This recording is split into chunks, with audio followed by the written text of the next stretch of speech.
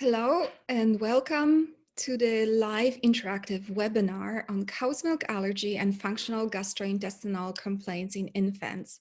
My name is Anna Nowak-Węgrzyn. I'm a professor of pediatrics at the New York University School of Medicine in New York City. It is my great pleasure to serve as the moderator for today's session that is really fantastic and will be highly educational and interactive, and you will leave it with many, many clinical pearls that will help you manage your patients better. This is the last in the series of practical pediatric webinars, which started on June 18th, and all of these webinars have been recorded and can be they are accessible to you on Nutricia website. So you can go back if you didn't have a chance to participate in some of those webinars, but all of the topics are extremely timely and clinically relevant. So I would encourage you to take advantage of that resource.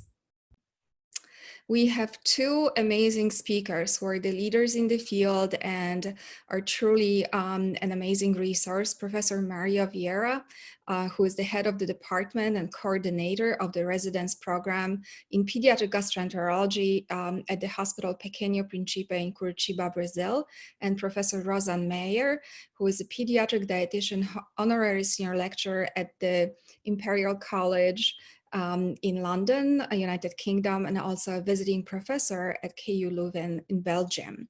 So they are here to share their experience, their clinical acumen with you in dealing with the most challenging presentations of cow's milk allergy and functional gastrointestinal disorders in infants.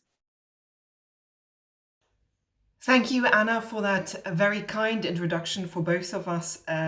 Between me and Dr. Mario Vieira, we're going to try to address this very complex topic of cow's milk allergy and functional gastrointestinal disorder in infants. We are going to actually do it in tandem. So I wanted just to talk about our conflicts of interest. Mine are in particular related to academic lectures and also some academic grants, and that is similar for my colleague, Dr. Mario Vieira. If we move on over to look over to the overview of this webinar, what we'll try to do is start off with Dr. Vieira with the clinical presentation and the clinical management of functional gastrointestinal disorder. Then we're moving on to the clinical presentation and clinical management of non-IgE mediated cow's milk allergy. And then, of course, this very tricky topic of cow's milk allergy and functional gastrointestinal disorder. I'm then going to take over and I'm going to talk about the involvement of the microbiome in both disorders, just very short.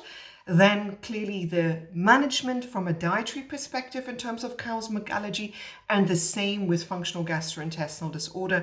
And then finally, we're going to do two very nice and interactive cases. I'm going to hand over now to my colleague, Dr. Mario Vieira. Thank you very much, Rosanne, for your kind introduction.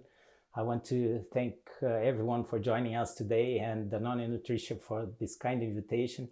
It's a great pleasure for me and an honor to join this large audience online from different parts of the world. And I'm also delighted to be joined by Anna Nowak-Węgrzyn and Rosanne Meyer, two amazing and extremely well-known specialists in pediatric allergy and nutrition with such a vast experience in food allergy. Well, I know I will focus today on a very difficult topic we deal with in our daily practice, and I'm sure most of you see many patients with these manifestations many times every week. So I should start off by asking the question, what are functional gastrointestinal disorders? We define them based on international criteria we refer to as the Rome criteria, which started from a group of experts in Rome in the 1990s. So functional gastrointestinal disorders are defined as disorders of the digestive system when symptoms cannot be explained by the presence of structural or tissue abnormality, which means that we have to try to diagnose these conditions based on the good old clinical history and physical examination. It doesn't mean you do not have abnormalities, but in clinical practice, you're not able to detect them. If we actually look at research, there's a lot more on the pathophysiology of these disorders. The Rome criteria started in the late 1980s in adults, infants and children were ignored at that time. In the 1990s, pediatricians started to discuss this topic, but still there were few studies in infants and children, so recommendations were based on adult data. In 2006, the RUM criteria were developed specifically for pediatric age groups, with the more recent version of the RUM 4 being published in 2016. So in the next few minutes, I will address those functional gastrointestinal disorders occurring in neonates and toddlers that you can see listed here. Most of them you will recognize, especially the most common highlighted in yellow. That will be the focus of my talk today. But how common are functional gastrointestinal disorders? How often do we see babies with these manifestations? This is the prevalence data from a study published some years ago. The literature search identified studies with a variety of designs, populations, and definitions of symptoms, reporting a prevalence of regurgitation from 3 to 87%, of colic from 2 to 73%, and of functional constipation from less than 1 to 39%. These authors also sent questionnaires to healthcare professionals from different parts of the world, and the responses revealed that the likely prevalence for colic was 21%, for regurgitation 29%, and for functional constipation 18%. There are recent studies from Latin American and African countries reporting also high prevalences of functional gastrointestinal disorders in infants. And particularly this study in Africa showed that 2 or more symptoms occur together in more than half of infants. So whenever we discuss functional gastrointestinal disorders, we discuss them one by one. But of course, in clinical practice, most infants present with a combination of them. Well, functional gastrointestinal disorders are sometimes called minor gastrointestinal problems. These so-called minor problems become a source of stress and anxiety to parents because babies cry and fuss. So these conditions in infancy are extremely common. So it's really important to appreciate what is normal. Crying and fussing are normal for babies. And that's, of course, exactly what we see. Babies cry. So this study from the 1960s found that normal babies cry for almost 3 hours a day. The crying reaches a peak at 6 weeks of age and then gradually decreases as babies get older. This more recent study reviewing articles involving more than 8,000 infants from 7 countries found that the mean cry duration was stable at around 2 to 3 hours in the first 6 weeks and dropped to 1 hour by 10 to 12 weeks of age. This graph is almost mirroring what's happening in colic. Colic is much more frequent in the first 6 weeks and decreases gradually up until 10 to 12 weeks of age. One important aspect we have to be aware of is that functional gastrointestinal disorders, together with crying and fussing, cause distress to the whole family and may lead to consequences, including early cessation of breastfeeding, frequent changes in milk formula, repetitive medical consultations, use of medications without proven efficacy, and potential adverse reactions, as well as to unnecessary investigations. All these consequences have also a significant impact on personal and public health care costs.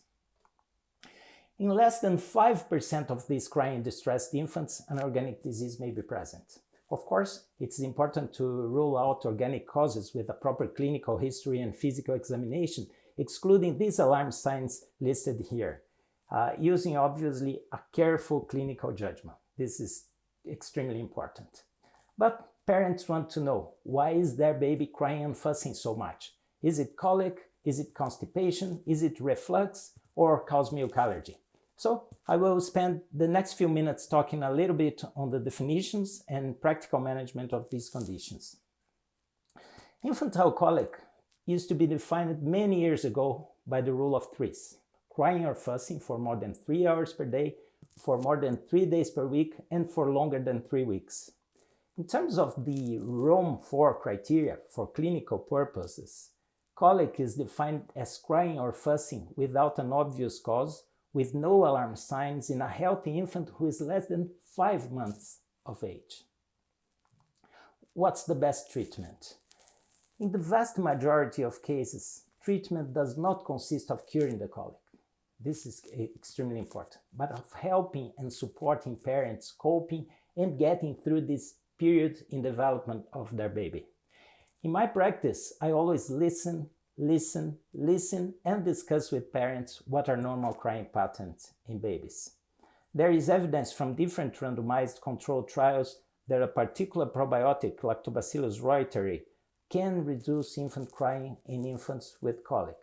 This network meta-analysis found that this specific probiotic and some dietetic approaches, as the use of partially hydrolyzed formulas, are better when compared with all other interventions for the treatment of infantile colic, especially in patients who are exclusively breastfed. This refers to the probiotic. Let us move to constipation, which is much less frequent than colic and regurgitation and is extremely rare in breastfed infants. This is the definition of infantile constipation, functional constipation, according to the Rome criteria that must include at least 2 of the items listed here. So functional constipation is a clinical diagnosis that can be made based on a typical history and normal physical examination. It is important to differentiate from infant dyschezia. These are the infants who strain for 10 to 20 minutes, scream, cry, and turn red in the face with each effort to defecate. Stools are soft and pass several times daily. In most infants, symptoms resolve before 9 months of age without any intervention. How do we manage these patients? In breastfed infants, as I said before, functional constipation is extremely rare. In the absence of warning signs, parental reassurance and guidance is essential. For formula-fed infants, nutritional interventions may be beneficial. There is some evidence supporting the use of partially hydrolyzed formulas with prebiotics, as well as palm oil-free formulas to improve stool consistency. If symptoms persist, osmotic laxatives as lactulose or polyethylene glycol may be recommended. What about reflux? These are the Rome criteria for infantile regurgitation. You have 2 or more episodes of regurgitation per day for 3 or more weeks in an infant with no signs of organic disease. We know that almost all babies in the first months of life regurgitate. It's essential to differentiate gastroesophageal reflux from gastroesophageal reflux disease, which is defined when troublesome symptoms or complications occur. Of course, this is a definition open for debate. Is it troublesome for the infant, for the mother, or for the pediatrician? Now, if we look at the natural history, there has been a number of studies on infant regurgitation. It's extremely common in the first months of life. As we can see, as time goes on, it begins to reduce naturally without any intervention and remarkably reduces by the age of 12 months. Our job in these infants is try to identify patients with organic disease, looking for alarm signs that will determine the need for appropriate investigations and referrals. If there are no alarm signs, conservative management is recommended. We may have those babies that we need to review feeding techniques and volumes, and of course, regurgitation is not a reason to stop breastfeeding, which must be supported whenever possible. I'm going to finish with a challenging topic that is the role of non-IgE mediated cow's milk allergy in gastrointestinal manifestations. Here is the difficult association between GERD and cow's milk allergy. You can see that these symptoms in the center of the slide here may be observed in both conditions. And now, these ones are also manifestations observed in functional gastrointestinal disorders. This overlap of clinical manifestations makes it very difficult for us as healthcare professionals to make a precise differential diagnosis. It's important to have in mind that you need more than one symptom to recognize cow's milk allergy. Not one symptom, but an association of symptoms. And of course, diagnosis should be confirmed by an elimination diet followed by cow's milk challenge. When it comes to the infant with suspicion of GERD, when conservative management is not effective, a cow's milk elimination diet has been recommended in all guidelines for GERD and food allergy, as is the case of these joint guidelines from ESPGHAN and NASPGHAN. The rationale for these recommendations has been endorsed by this interesting recent study showing that when compared with controls in infants with non-IgE mediated cow's milk allergy, the elimination of cow's milk protein from the diet improved symptoms of GERD, esophageal peristaltic function, and increased mucosal baseline impedance with improved mucosal integrity. What do other guidelines say? There are plenty of guidelines published in different parts of the world, and this is a more recent milk allergy in primary care guideline that, as well as other international and national guidelines, recommends that for infants with gastrointestinal manifestations that we discussed before, especially those who are formula fed with persisting symptoms despite the measures, conservative first-line measures, an exclusion diet must be considered when a history and physical examination suggest cow's milk allergy. As in all guidelines, measures to support continued breastfeeding are reinforced. And finally, it is important to note that cow's milk allergy might lead to functional gastrointestinal disorders later in life. This is a case control study including 52 children between 4 and 18 years of age who were diagnosed with cow's milk allergy within the first year of life, and 53 healthy controls. The authors found that 44% of the patients who had cow's milk allergy reported gastrointestinal symptoms, including abdominal pain, abnormal stool habits, in comparison to 20% of the controls. Also, in the cow's milk allergy group, 19% report fulfilled the ROM3 criteria for functional gastrointestinal disorders, whereas none in the control group did.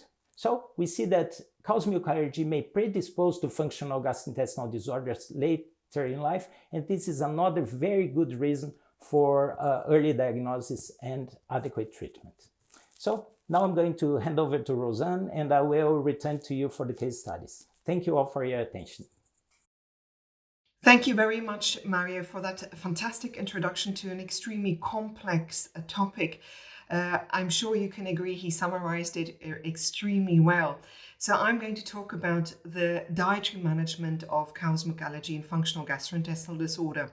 I'm going to immediately fall into the gut microbiota, the immune response and allergy. And first of all, just want to say this is by all means not an end-all presentation on this topic, because you will have had already 2 topics covering the areas of the microbiota in regards to allergy and cow's milk allergy. So it comes as no surprise that in allergic infants, several studies show the presence of an altered gut microbiota, or how can we say a dysbiosis. We do know that bifidobacteria are the first colonizers of a healthy gut. And we also do know that in particular, the microbiota diversity is affected in cow's milk allergic children. So children with IgE-mediated cow's milk allergy typically have low bifidobacteria, and we have now got some data from Roberto Canani coming through looking at non-IgE-mediated allergies, who also have a dysbiosis but driven by Bacteroides and Allostypes kind of type.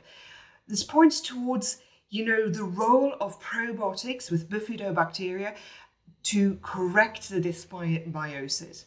Now, again, I'm moving towards more overview articles because you get, of course, much more specific publications, but there's a fantastic publication by Tom Mars where he went through 8 cross-sectional studies specifically looking at assessing the gut microbiota in children with established food allergy. It's mostly IgE-mediated allergy, but like I said, the data is coming through. So if you've got time to read, that's a fantastic overview article. There was this wonderful publication that has come through recently, and why I like it. So if you look at the graph, you have your control group, no cow's milk allergy. You've got your cases with cow's milk allergy, and what they did, they followed them up after the diagnosis. So on the day of diagnosis, took stool samples, and then after 6 months, they were all on an extensively hydrolyzed formula, but without pure probiotic. And you can see both for the aerobic and the anaerobic, actually there was no shift in regards to the microbiome related to the children with cow's milk allergy. Again, reinforcing also a significant difference if you compare it to a baseline population that actually has got no cow's milk allergy, and also opens the door towards questioning the management in future, so the active management where pre-probiotics and symbiotics play a role. There was also a very nice recent publication by CRIES looking at stool samples of children with IgE-mediated allergy and their healthy controls. And the food allergic children had a very different microbiota when they looked at their siblings in particular. And so I think it's very well established and opens the door for future treatments when we're looking at cow's milk allergy in particular. There's actually also a lot of data looking at the role of gut microbiota and functional gastrointestinal disorder. We know of the gut-brain axis, but there is a microbiome gut-brain axis as well. We know that there is a role that the microbiome plays in different areas. Motility. So the microbiota can stimulate the transit and is shaped by transit, and it also regulates the biotransformation of the bile acids and the production of short-chain fatty acid. It has a role in regards to visceral hypersensitivity or visceral hyperalgesia, whatever you may call it. In regards to the permeability, so the mucus degrading by the bacteria, the immune activation, which were discussed actually by previous webinars also within the series. So do take time if you've not looked at those webinars. So in regards to functional gastrointestinal disorder, there's certainly this bidirectional relationship where one feeds of the other. Most of the data yet you find in functional gastrointestinal disorder in infancy related to the microbiome is mostly related to colic. And what we do know is from the studies that have been published, differences in the microbiota between infants developing colic and without colic are already visible within the first week of life. I refer here to the data that Mario presented, that in particular is within the first 6 weeks that the crying time seems to be much longer. And colic was specifically associated with the enrichment of proteobacteria, including Escherichia, Klebsiella, and Pseudomonas. And here, interestingly, the villi firmicutes and Actinobacter were more prevalent in infants that did not develop colic.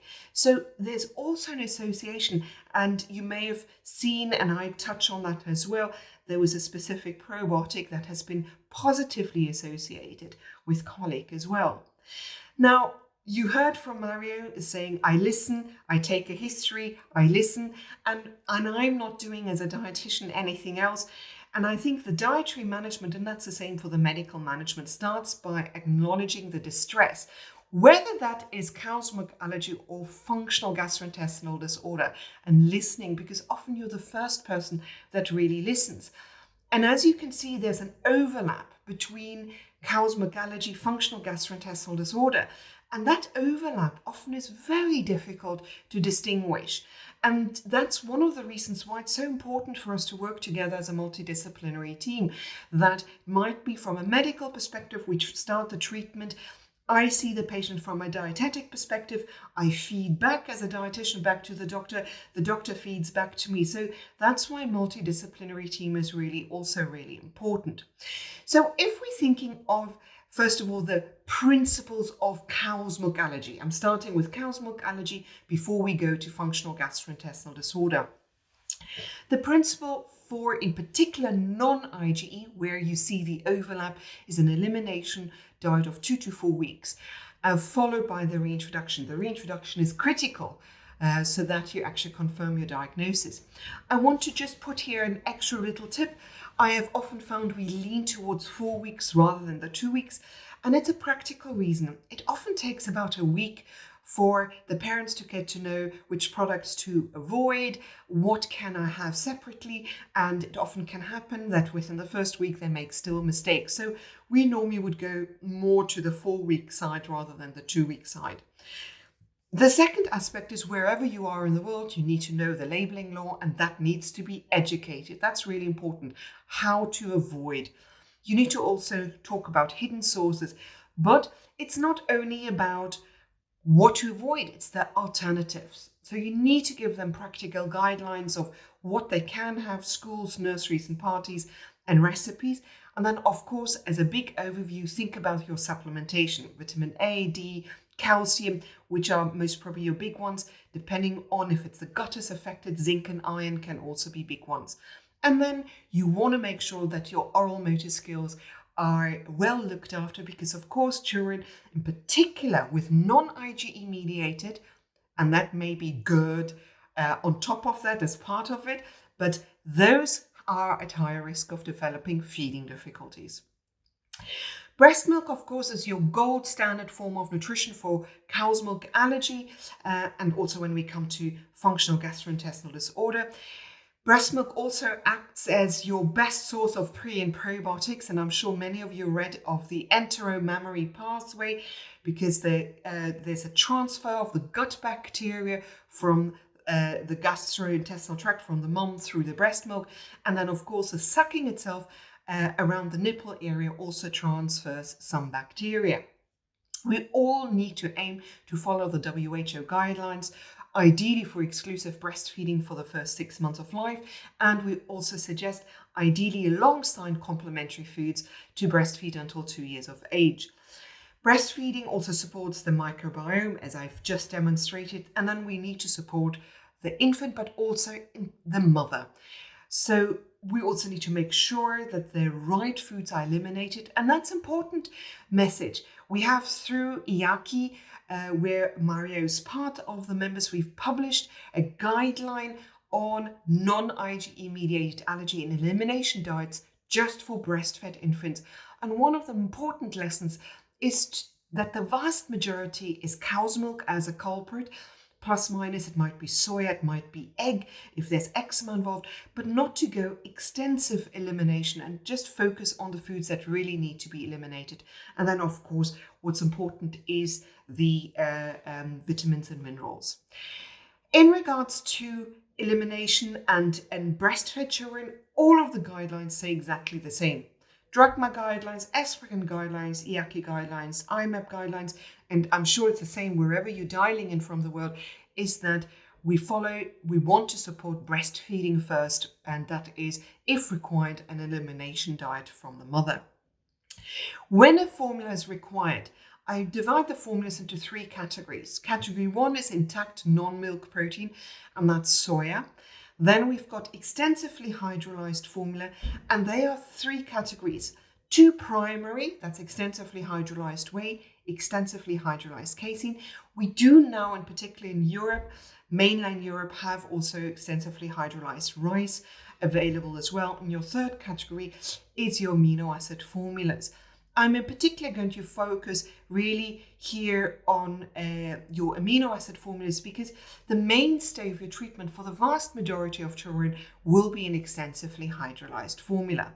So if you're looking at what guidelines say, and do forgive me, I have not represented all of the guidelines. It's impossible for me to do so in one slide and in a webinar. But if you look at an overview, if we look at the categories where an amino acid formula, most of them are most common, it's going to be your anaphylaxis is across board, it's always going to be an amino acid formula. EOE is going to be always an amino acid formula. FPIs, there's a bit of discrepancy where there's an extensively hydrolyzed formula in the DRACMA guidelines first, and then amino acid formulas. And Australian also talk about extensively hydrolyzed formula, but the rest, for the vast majority, extensively hydrolyzed and then amino acid formula. Within the text, you see some, if this occurs, then amino acid formula. So what I want to now do is go through some more specifics. We published a practical guide based on evidence review in 2017, where we looked for which patients would you be looking at an amino acid formula. So as I already said, extensively hydrolyzed would be for the vast majority. However, if a child fails on an extensively hydrolyzed formula, then amino acid formula is indicated. And as first line, as I already showed you, an EOE amino acid formula across board is indicated. Then in terms of growth faltering, in particular, if there's multi-system involvement, so the gastrointestinal tract or the skin, and if there's multiple elimination diet, for those, an amino acid formula based on research would be a good first start formula. Now, if I talk to you like that, that immediately should ring a bell, because those are your most common and most complicated patients when you're looking at more foods eliminated, more systems involved, skin, gastrointestinal tract, and they've got faltering growth, and lastly, anaphylaxis. Now, let's look a little bit at this in more detail. In regards to faltering growth, why have we focused on that in regards to a clear indication? I'm presenting 2 studies, but they're actually 3 studies where they've looked at compared extensively hydrolyzed formula to an amino acid formula and found, although weight for age is a very similar trajectory, when you actually look at height for age, so longitudinal growth, you see that in terms of amino acid formulas for both these studies, the statistical significant improvement when it looks at longitudinal growth. We hypothesize that although you might get clinical improvement in regards to the symptoms, what may happen, you may have ongoing inflammation. And as a result of the inflammation, of course, you have some of the cytokines that affect the longitudinal growth plates. And as a result of that, height growth does not occur. So by really removing all of the allergens, going onto an amino acid formula, that inflammation reduces, and therefore you have better longitudinal growth. Now, let's move on in terms of functional gastrointestinal disorder. I've really referred to you to publications by Professor Ivan van der Plas, and you will have seen in terms of functional gastrointestinal disorder, he's published a lot. A lot of it has already been covered by Mario. I'm going to try just to focus not on the alarm signs, which you've gone through, but just in regards to your nutritional management. So this is infants with regurgitation. In terms of GERD, you've had that information, but we're talking about regurgitation as a first line. So overfeeding, of course, is very important. Thickening of feeds, and again, for those dietitians out there, please check what are you using for thickeners. I do still find that a lot of time thickeners are used that are not age appropriate, where they're not licensed for babies below the age of 1. So that's really important. They are often pre-thickened formula as well. And lastly, of course, you continue breastfeeding. With the breastfeeding, it can often just be a question of getting your breastfeeding advisors to look at the technique. Overproduction, not a proper latch with sucking a lot of air, can often give you, regurgitation symptoms. And of course, when that does not improve, you get the consideration of an extensively hydrolyzed formula. And this is an important factor to take into account. You saw the alarm signs. So as soon as you've got a child that actually has regurgitation and actually has got more symptoms, you've heard that from Mario that it's not a single symptoms when you start looking at cow's milk allergy. But for example, if they're on top of that have got faltering growth and eczema, then you start moving towards a patient where you're saying actually cow's milk allergy might be more likely, and you might want to go to an amino acid if faltering growth was present. Again, most importantly, and that's really important because there is a natural trajectory in regards to functional gastrointestinal disorder, which Maria has shown you. Please challenge your children. Do not just keep them. If you've put them on an extensively hydrolyzed formula, move them over back to challenge them to confirm your diagnosis. This is the same for a COLIC. For your first kind of line. If you're suspecting allergy, it's of course cow's milk free or an extensively hydrolyzed formula, challenge important. But I think an important part in terms of colic, which I kind of hinted to before, was here looking at the overfeeding, but also here considering whether your Lactobacillus reuteri may be a useful probiotic to use, a partial hydrolysis, which you've already heard of, lower lactose prebiotics. So that kind of combination, and seeing whether that may help in regards to the management. Of course, think about the psychological support for the parents as well. In regards to the constipation, again, I'm just focusing on the nutritional part, so not the medical part, but nutritional part is outside of continuing breastfeeding, if that's available. It's really important to verify the proper formula preparation. It's often, if it's white, it's right. So if I just scoop it off and it looks slightly more powder, then that must be okay. So these finer details are really important when you're thinking about it. And actually, are they having sufficient volume per se? And as before, here your consideration in regards to allergy comes in, whether your extensively hydrolyzed, which is an EHF, might be your first one. Your prebiotics, probiotics may play a role, magnesium, and that really is where you're listening and hearing what the parents may say is also important as well. And then finally, also if they're on complementary feeding, it's fluid and fiber. However, this is an important consideration. If you're thinking about a 6 or 7 month old baby and you're just piling in the fiber but not sufficient fluid, excessive fiber also has as a side effect that it has high phytate, so it can bind many of your micronutrients. So it's, again, I know I'm a dietitian, so I'm going to say that, but get your dietitians to involved to find that balance where you're saying it's fruit, it's vegetables first, rather than adding all these supplements of extra fiber, which may impact your bioavailability of many of your micronutrients. Then I did want to touch on this. I know I get so many questions on that. The FODMAP diet for functional gastrointestinal disorder in infants. There's very limited data in children. So actually just 2 randomized controlled trials. And the pathophysiology, for those of you who've not heard about it, FODMAP means fermentable oligodimonosaccharides and polyols. And the science behind it is that when in some of the adults in particular, where the data lies, they ferment within the small intestine, large intestine, they change the osmotic load. As a result of that, increase your diarrhea, and as a result of the fermentation and the visceral hyperalgesia, which causes pain outside of the bloating, and they get flatulence and discomfort. Now, for infants, there's no data.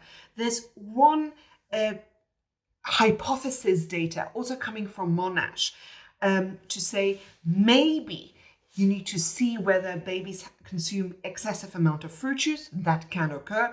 I've seen in baby foods also a lot of fruit added or fruit juice added to change the taste. So that can, because of course that can cause excessive fermentation.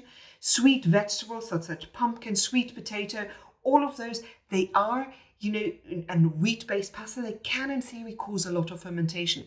So what I would suggest is rule everything out. And if you feel that the parents come to you with a very good history, then what I often do, I take targeted FODMAP foods out, but extremely important, once you eliminate, reintroduce them, because you certainly do not want to eliminate without reintroduction. So now what we're going to do, we're going to move on to the cases, which are nice and interactive, and I'm inviting you to take part in that. Fantastic. This was really wonderful. I enjoyed your presentation so much. If the audience has any questions, please feel free to submit them through the question and answer window. And we'll now go to your case presentations, which are also incredibly entertaining and very educational. So I give it back to you, Maria and Roseanne. Thank you very much. Thank you very much, Anna. Thank you. Well, we will now move into two practical cases, and I guess all of you will identify with these patients. The first case is a 3-month-old baby boy who was referred with a history of frequent vomiting after most feeds, refusal of the bottle, disturbed sleep, and irritability since 2 months of age. He has been given antispasmodics frequently with no improvement. There was a family history of atopy. He was born after a full-term vaginal delivery with 3.4 kilos and 49 centimeters and had no immediate postnatal issues. He was exclusively breastfed until 2 months of age when cow's milk-based formula was initiated 2 to 3 times per day. After a couple of days of introducing the formula, more frequent vomiting and increasing irritability were noticed. Weight and length started to drop off the centile chart. I have some questions for you. The first question that I pose is, which investigations would you perform? Specific IgE for milk proteins, barium contrast study, endoscopy, ultrasonography for reflux, or none of the above? I think you can vote on this and then we will come back to our case. I guess most of us often see patients with these manifestations in our daily practice. Of course, we want to make sure there isn't something else going on. Mom complains that her baby seems uncomfortable and is always irritable. Many times there is a lot of parental anxiety and sometimes pressure on us to have a concrete diagnosis. Do we have our responses? Yes, okay, thank you. We can see that most of you would choose not to proceed with any investigation, but some would proceed with specific IgE for milk proteins. I will comment on this initial approach along the progress of the case. Well, the baby was submitted to a barium contrast study that indicated gastroesophageal reflux, but no anatomical abnormality. At this point, omeprazole was initiated. However, 2 weeks after this treatment, no improvement was observed. It is important to say that unless we want to detect anatomic abnormalities, barium contrast studies are neither sensitive nor specific for diagnosing GERD. Therefore, this test is not recommended for the diagnosis of gastroesophageal reflux disease. With regards to the prescription of PPIs in irritable infants, multiple studies have shown that these drugs are ineffective and may cause a wide range of adverse reactions. And of course, all guidelines recommend not to use ACE2 receptor antagonists or PPIs for the treatment of regurgitation and crying in healthy infants. At 4 months of age, symptoms were still not improving. His weight gain also remained poor. Mom said that although she wanted to continue breastfeeding, she was stressed and just couldn't do it anymore. So parents decided to seek a second opinion. After consultation with the second pediatrician, other tests were conducted, including skin prick testing and serum specific IgE for milk, soya, egg, and wheat, all negative. You can see that hemoglobin concentration and ferritin levels were found to be on the low side. And as you can see here, a variety of investigations were performed. It's also important to have in mind that IgE sensitization tests, such as skin prick testing and serum-specific IgE, must be interpreted in the context of the clinical history and not in isolation. These tests detect sensitization and not necessarily clinical allergy. So they may be used to help diagnosing IgE-mediated clinical allergy, which is not the case of our patient. Here's the second question that I pose. What diagnosis do you suspect? Is it infant colic associated with infant regurgitation? Is it cow's milk allergy presenting with symptoms of GERD? Is it infant regurgitation and lactose intolerance? Or is it gastroesophageal reflux disease? I think, again, you can vote on this and then we will come back to our case. I think you have a couple of seconds to vote. We have then a 3-month-old baby, now 4 months, who refuses bottle, is vomiting after most feeds, he's irritable, doesn't sleep, and is not gaining weight since the age of 2 months. He was submitted to a variety of investigations and pharmacological treatments with no improvement. So we have our responses here. Thank you. We can see that most of you would consider the diagnosis of cow's milk allergy presenting with GERD symptoms, but some of you would say that this baby has infant colic associated with regurgitation or gastroesophageal reflux disease. Although it's not impossible, it's uncommon for a baby with functional gastrointestinal disorder to present with growth faltering. But of course, in infants already on complementary feeding, this may occur to excessively restrictive diets or feeding difficulties.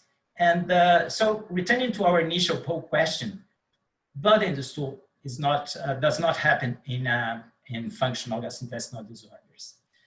Lactose deficiency, congenital lactase deficiency is an extremely rare condition. And now we have to think about the next step to differentiate GERD from cow's milk allergy.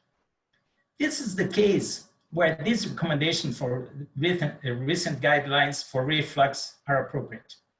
A trial of a hypoallergenic formula should be considered. We have to have the diagnosis of cow's milk allergy in the back of our minds. Parents then decided to seek a third opinion. The baby was commenced on an amino acid-based formula, and this decision was made based on the baby's faltering growth and to avoid the risk of having yet another failure with an extensively hydrolyzed formula. It is important to provide reassurance and educate parents about the whole process. What I tend to do is to tell parents that we don't need to prescribe any medication, and it may take days or weeks for improvement. Within a week, there was improvement of symptoms and appetite increased. With this progress, we scheduled a follow-up evaluation to decide the appropriate moment for an oral challenge, possibly in 2 to 4 weeks.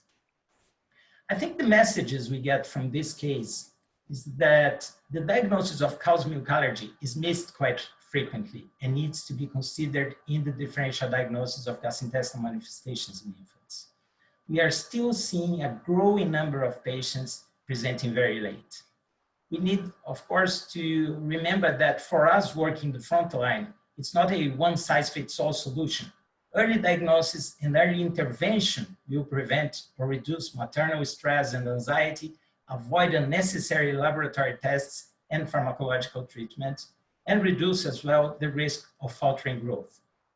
The number of babies that are prescribed PPIs is huge, and there is no evidence to support the use of medication for infants with regurgitation and irritability. Of course, we have to improve the understanding of guidelines and use our clinical skills to make sure we avoid under and over diagnosis. And before I finish, I will leave you with this quote from this American orthopedic surgeon that says, the patients will never care how much you know until they know how much you care. With this, I will hand over to Roseanne for the second case, and I thank you all very much for your time and attention. Thank you, Mario. I mean, this case just demonstrates how complicated things can be. And I think one point I wanted to take on was, you mentioned the use of an amino acid formula within that child. Of course, that was absolutely appropriate because you had faltering growth in that child and you get better longitudinal growth. But yes, the message of listening is one that we'll be repeating several times. So if we move to the next slide of my case, this is this time of a baby girl that was referred with abdominal discomfort leading to poor sleep. And I think many of you have heard that the parents were saying that this baby was actually sleeping on one of them, as otherwise she would not sleep. She does not vomit at all, but they do report when after a feed, she would pull her legs up and back arches with discomfort. She produces only 1 stool per week, and parents report that she's in discomfort while stooling. Now, on that point, of course, there's huge variations in young infant stooling pattern.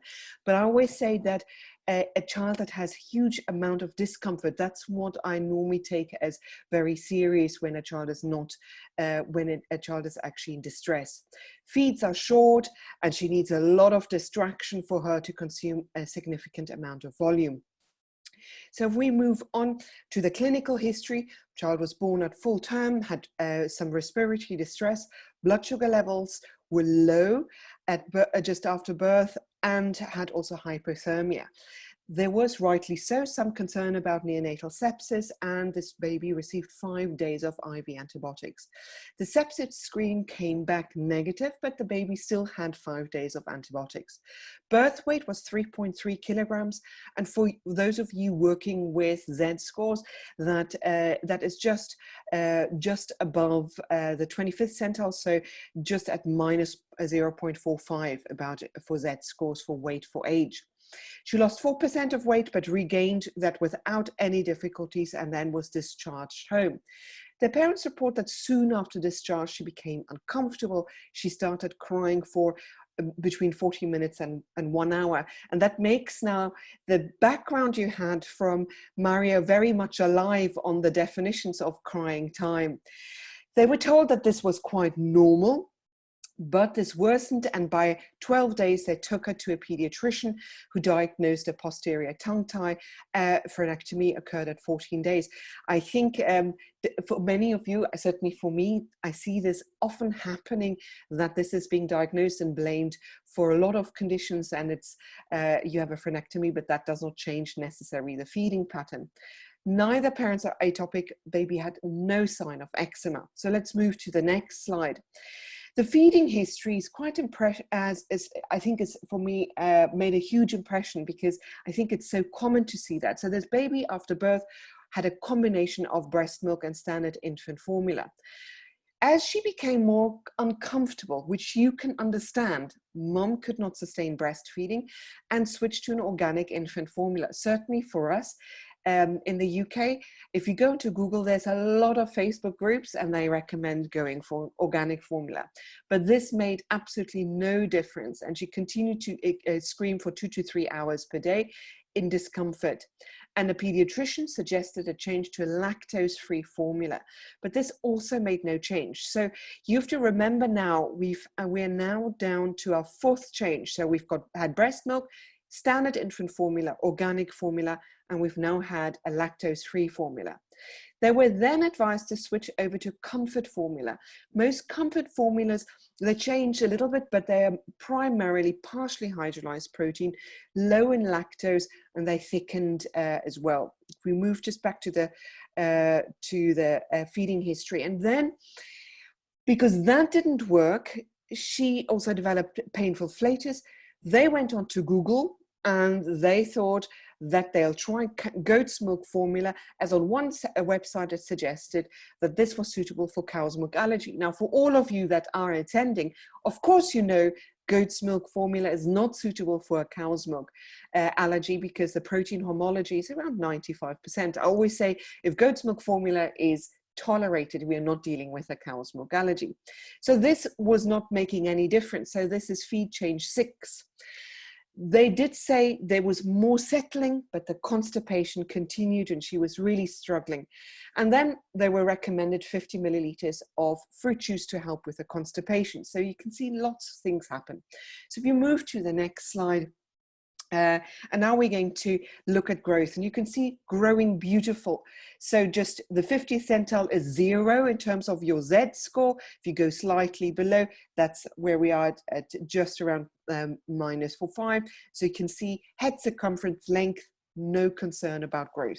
So if we move on then, we are going to do the first question, and this is going to be exactly the same as you had with Mario before. What diagnosis do you suspect? Do you think this is infantile colic constipation? So it falls within your functional gastrointestinal disorder. It's non-IgE mediated cow's milk allergy. It's a problem with parenting. And for those of you who are really unsure, I've given you a way out. I've given you a way to stand on the fence. You can say, well, this is either functional gastrointestinal disorder or cow's milk allergy. And, you know, I'm thinking about that graph that Mario showed with the two circles interlapping, where you've got functional gastrointestinal disorder and you've got cow's milk allergy, but you've got some overlap between the two. So you've got a couple more seconds. And actually very interesting split, so almost a 30-30. So we've got almost 30% saying I'm sitting on the fence, could be either. And then you've got 33% saying I think this is functional gastrointestinal disorder. Then we've got 30% saying I think this is non-IgE mediated allergy. And then a small percentage say this is problem with parenting. So let's move on, because I think my next slide might help us thinking about where we're going. So now we're going to go exactly the same question. Would you be doing any investigations in this child? Would you do specific IgEs for milk proteins? Would you do an upper gastrointestinal endoscopy? Would you do an ultrasound for reflux? And you now should know the answer to that because you've had the background to that. Or would you do absolutely nothing? And you would actually just focus on your clinical history that I've just shared with you. So you've got a couple more seconds and then we'll have the answer, and I see it's coming through. The vast majority of you have said none. Mario, would you agree with doing absolutely no investigation, or would you actually in this case do any investigations? I couldn't agree more, and that's what we've been saying during all the seminar or all the webinar. This is very because nice. My experience, in fact, is that a lot of time the ongoing investigations can often increase the anxiety and just extends the time that the parents are struggling to figure out if they've got what is the diagnosis. Right, so let's go to the next slide. So if we are thinking about functional gastrointestinal disorder, so Mario, if you can move to the next slide for me. So you've seen already this kind of graph. I want to first remind you, because I think Maria made a very important point, is we have guidelines, but we have our clinical judgment at the time when you see the patient. So when I saw this patient, they've had 5 different feed changes. So I think that plays a role. So just let's go through the kind of role of managing infantile colic. So you've got the red flag signs. This child has got no red flag signs. But is there suspicion of allergy? So that might be a trajectory that you go down. And if you go down to the trajectory, you need to then change the feed again. You may actually go and say, actually, I might move towards more, this is functional gastrointestinal disorder, and I might more go for probiotics and partial hydrolysis.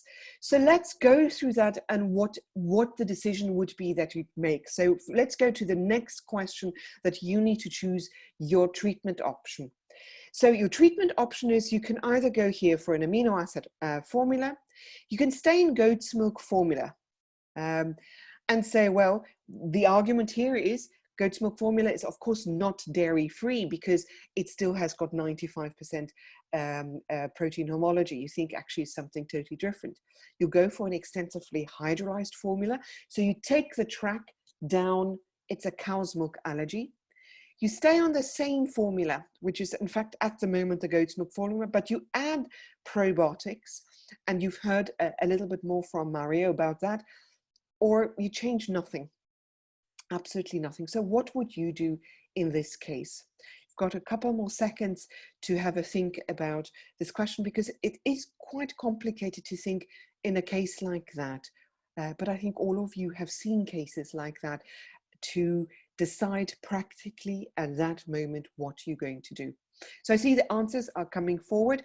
So it's an interesting split. So we've got the vast majority would go extensively hydrolyzed formula, so the track down to say I'm first going to see if there's an allergy, or you'd stay on the same formula and add a probiotic, and a small number said amino acid formula. Now for me there were no warning signs here, so for me I would only go if I'm thinking about cow's milk allergy to amino acid formula if there was severe faltering growth, which in this case is not the case. So if you're going down the track of extensively hydrolyzed formula, it needs to be extensively hydrolyzed. So that's what we did, because I felt for this mother, we need to get an answer. Is this cow's milk allergy or not? And this would give you that. So we tried for 4 weeks on an extensively hydrolyzed formula with prebiotics. And then after 4 weeks, symptoms improved.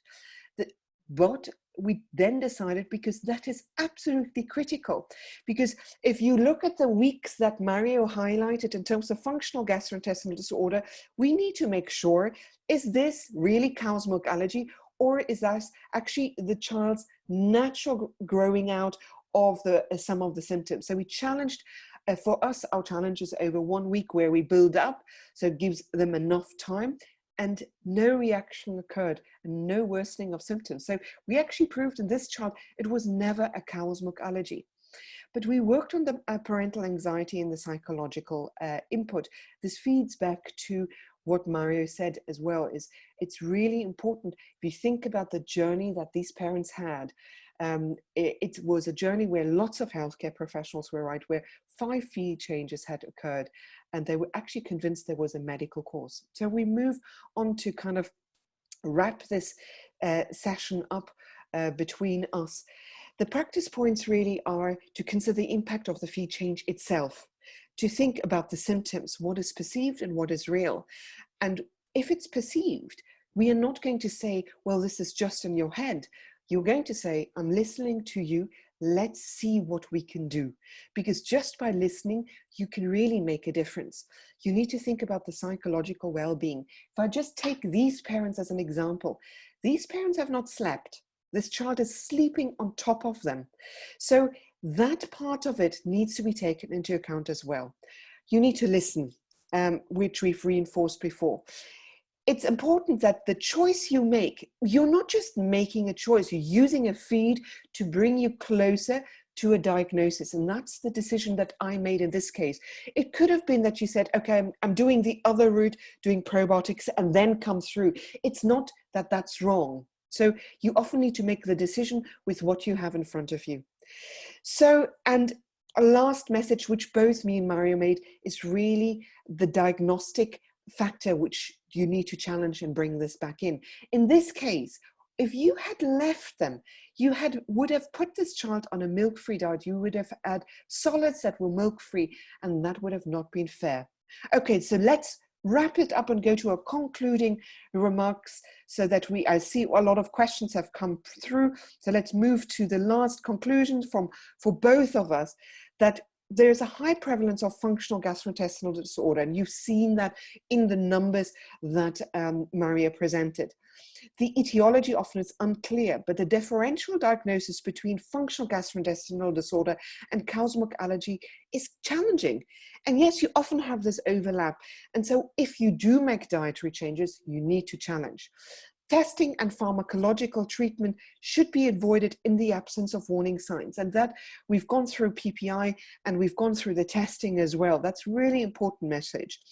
And yes, for those of you who've wondered, there is a link not only with the overlap with diagnosis, but children that have had the cow's milk allergy in early infancy. The new data is pointing towards that there's an allergic march, and a small percentage does have functional gastrointestinal disorder in later life. So thank you very much. And I think we are moving now to questions. Thank you, Roseanne and Mario. I thought it was incredibly interesting, and you know, so many clinical pearls that you take away from your presentation. So thank you for sharing your experience. And I think the compassion and listening and, you know, just acknowledging what the parents are going through is incredibly important. So we have received a number of excellent questions, and I think I'll start with the questions for Professor Mario Vieira. Mario, what are the indications? You know, you mentioned that only 5% of the functional gastrointestinal disorders have some organic cause, but there's one question about the indication to refer a constipated infant to a surgeon. When would you consider that? Thank you, Anna. This is a wonderful question, because we have to be aware of alarm signs. most of infants who are exclusively breastfed, they do not have constipation. So if you have an infant with constipation, first you have to define, is it constipation, is it dyschezia? If he's breastfed and has no alarm signs, only education and reassurance is enough. But if you have alarm signs, you have to be very careful with the clinical history and physical examination. For instance, if you have delayed passage of meconium, this may suggest Hirschsprung's disease. If you have marked abdominal distension, growth faltering, and then you put everything together, and then in our setting, we tend to investigate first. We proceed with imaging studies, manometry, or rectal biopsy to diagnose Hirschsprung's disease, and then we refer and we discuss with the surgical team. Thank you. I mean, this is great. Another question for you, Mario, that sort of ties together, is what's the role of testing for fecal occult blood, for using hemoccult and evaluating infants or cow's milk protein allergy? And then another question that sort of ties into it is this: isn't it just normal? Like, don't babies bleed, from their rectum because they're immature and they're developing their gut? I think those are very interesting questions. Yes, absolutely, yeah, and very practical as well. Thank you for this question. Actually, I don't proceed with occult blood in stools. I think this is a test with a high sensitivity and extremely low specificity. So anything can show occult blood in the stool. So this test is not useful at all. And, so you look for blood, right? Like, you want to see blood, not testing for blood. You want to see it. Yes, that's right. You have to see actual blood on the stools. Regarding blood in the stools, it's interesting because blood in stool is not normal. It's not normal and causes great distress to parents. So it's interesting because sometimes in our setting, we see that some colleagues, they work under pressure or budget pressures, and some important symptoms like blood in stools sometimes are neglected. And then we get the delayed diagnosis because, well, you cannot tell the mother, okay, blood in stool is normal and it's just because of immaturity. So this is not true. Thank you. This is great. If I might just also say, I think there's something that's really good and might be very useful for our listeners is we are all a part of the task force that have written the article on non-IgE mediated allergy in breastfed. And this topic on blood and stools is discussed in quite detail, and we give very practical guidelines on that. So if you look at non-IgE mediated in breastfed children, you'll find some very practical tips. Good point, Roseanne. So there are questions for you. I really enjoyed and I really appreciate you emphasizing and both you and and Mario emphasizing that this sort of diagnostic trial of elimination diet has to be followed by the re-challenge. So the question is, how do you re-challenge? You have achieved control of the symptoms and now you have to reintroduce cow's milk, formula or cow's milk protein in a different form. How do you do it? Do you do it just, just go full force, or you just go, gradually? So if I'm going to start, because I think it's good to have all of the different views. I think there are three situations here. The first one is convincing the parents that re-challenge needs to occur. And I think for all of you that it might be sometimes, we like to re-challenge within 4 weeks, but I'm also going to be honest, there are some parents that beg us and say, can we just wait another 3 or 4 weeks because it's the first time we're sleeping? And I think this is a very important process. I talk about the re-challenge when we do the elimination, not when they're better. So I think that's the first thing. And I said there were another two out of there. Then we have the breastfed versus the formula fed. So for the breastfed, I don't do any ladders or anything. I just tell the mother to go for it. So if they had cheese and yogurt, to go for it, because from the little evidence that we've got, whether the mother has yogurt or baked milk or, the beta-lactoglobulin doesn't change. In my bottle-fed children, my preference is to really go for it. We do give it a week because I do find children, it can take some time. I do have parents that ask me, can I do it in a milk ladder? Now, for diagnostic process, we don't use the milk ladder approach. But I also want to be here really practical. I prefer to challenge. If that means that that's the only way the parents are prepared to do it, then I will do it that way, so that I can prove that we are not actually seeing a false positive.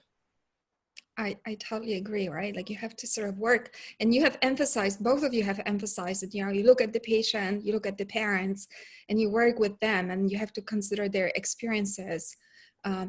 There was another question for you, Roseanne, I think, because it ties very nicely to your case presentation, where you talk about goat's milk, you know, that it's not really a great substitute, you know, for an infant with cow's milk allergy. But what about camel milk? And, you know, would you consider, you know, when it's available, obviously it's not like readily available to everybody, but when it is available. No, but Anya, it's a very, very topical subject, because if you look at now on PubMed, in total there are about 12 publications. Many of them are opinion papers. So first of all, from an in vitro study, the protein homology, there is protein homology, and depending on the protein, 62 to 65%. So it is much less. Goat's milk, you know, we're looking at 95%. There are, I think there are two particularly interesting studies, one which is a crossover study, but I want to say that study is 2018 and actually starts only from 1 year of age, so not the infants. So they had children that went swapped over, so you had a nice washout period, and they had double-blind challenges of cow's milk. And actually in those, all of them tolerated the camel milk. But for me, it's actually the population I'm really interested are the babies. And there are now some studies coming through. The one study in particular that I'm referring to has got 15 babies, and what they found is actually that it's about 40% that tolerated the goat's milk formula. So in some of the countries in the Middle East, you can get goat's milk formula, but this was IgE, and they were skin prick tested. So they actually did not introduce it before skin prick testing. For me, I work in a country where you don't get it. I think I'll need a little bit more convincing to use it routinely. But I think if you've got a formula and you can do skin prick testing, and there's some data, I think I would challenge them, to be honest. I would challenge them to it. As far as I know, there's no data on non-IgE mediated cow's milk allergies. So I think it's a moving area, but I think it's interesting. Yeah, well, this was a wonderful discussion, and we have so many more questions, which we don't have the time to address right now, but we are going to address all of your questions, we promise, and we're going to send it to you, you know, within a couple of weeks, once we have the opportunity to record those, you know, our discussion on those questions, because questions are really fascinating and really reflecting, you know, big interest. So thank you again for such a wonderful presentation that was, you know, really incredibly practical. And if, you know, with my experience, I can really appreciate, you know, the level of, you know, expertise and the insight that you're providing. So this was fabulous. Thank you. Thank you for the invitation, and thank you for those of you who stayed on for this evening talk. Thanks everyone for attending. Thank you. Bye. Take care. Have a good day. Bye-bye. Bye.